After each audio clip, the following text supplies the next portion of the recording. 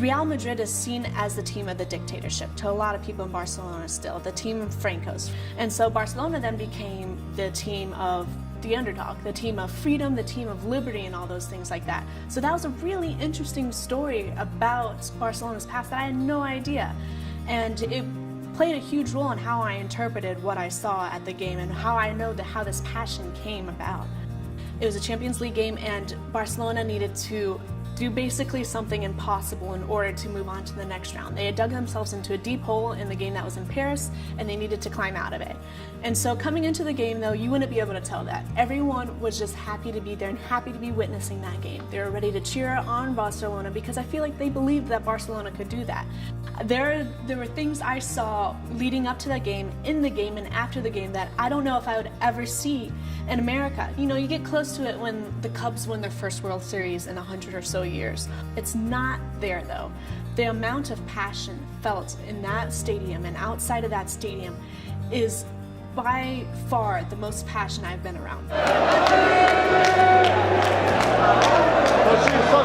One of the people who was a row ahead of me, he was by far the most passionate I've ever seen any fan and the most involved. When Barcelona won in the fashion that they needed to win, there was a solid minute where him and his dad are just hugging and embracing because of the magic that just happened there.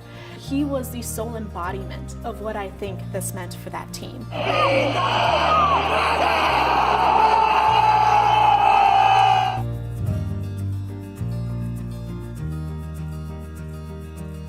A lot of Barcelona's culture today stems from the recent dictatorship they had in Franco.